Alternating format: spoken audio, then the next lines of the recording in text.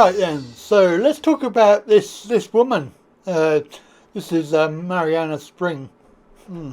She came to prominence by making several TV programs for the BBC regarding those people who are wearing the tinfoil hats and going around saying that various things do not work and are dangerous and things like that. So these people are considered by her to be nut jobs, tinfoil hatters, conspiracy theorists. We love that phrase. That's a name that's supposed to be insulting, invented by the CIA during the Kennedy fiasco. And we all know that there are theories about Kennedy, but not the subject of this video. So they invented the term conspiracy theorist to cover up the idea, the background behind the Kennedy shootings, because there is a high probability that they were involved in some way.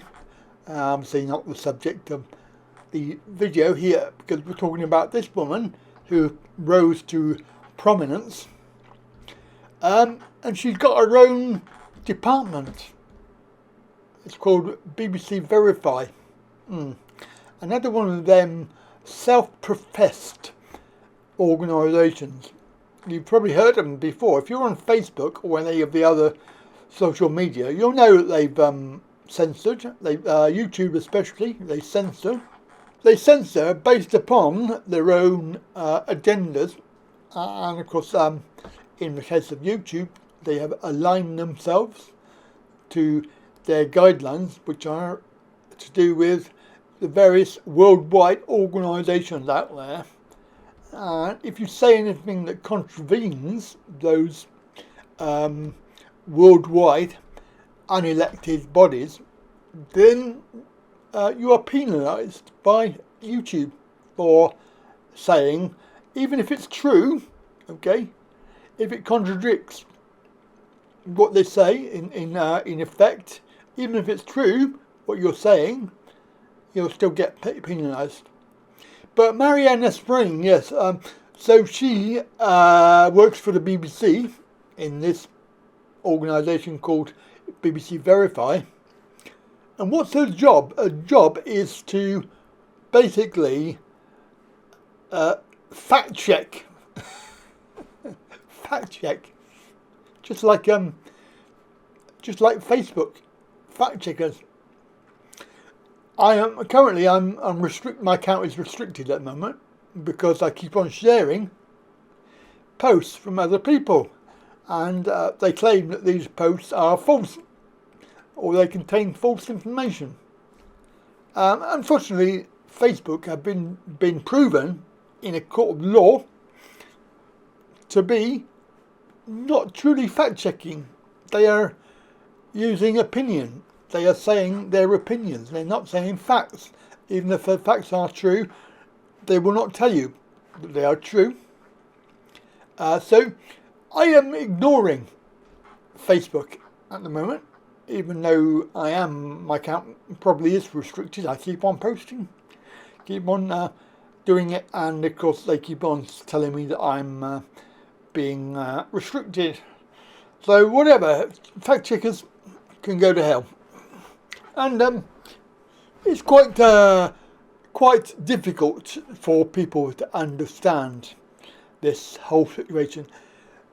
What's the purpose of fact checking? Well, you can pretty much boil it down to what they want to do is hide the truth. They do not want normal people to know the facts. Why would they want to hide the facts? Well, it's simple. The truth and the facts, they support the whole idea that the agenda is wrong. It's not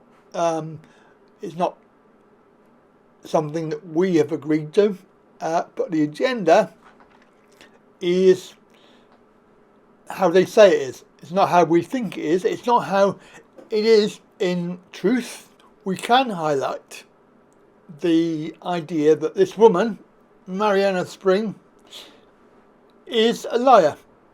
So why would we want to believe anything that she says? Because she's already been proven to be a liar.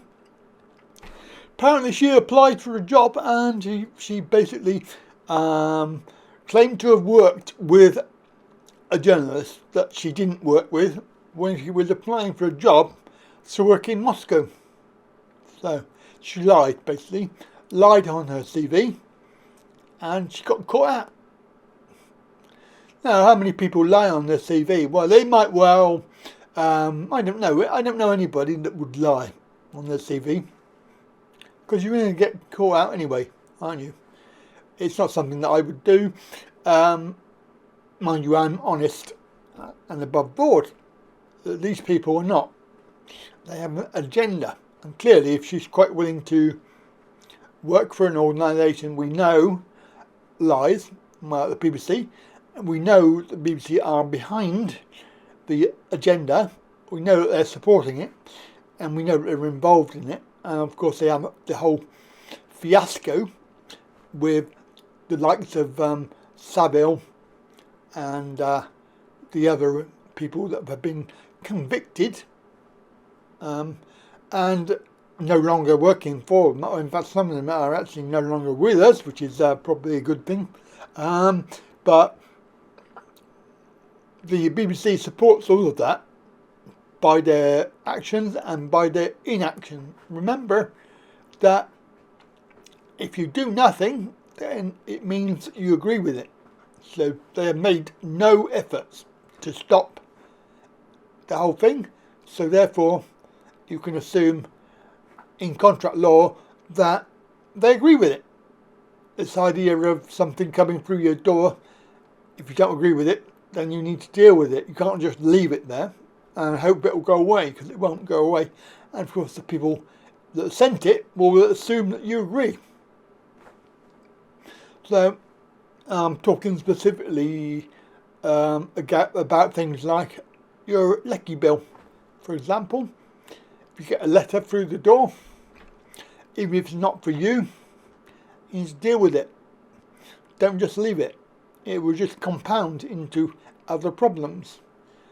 The problem we have with this woman is that she's a head of a fact-checking organisation, part of an organisation that supports the narrative and is actively suppressing anything that's truthful and based upon fact.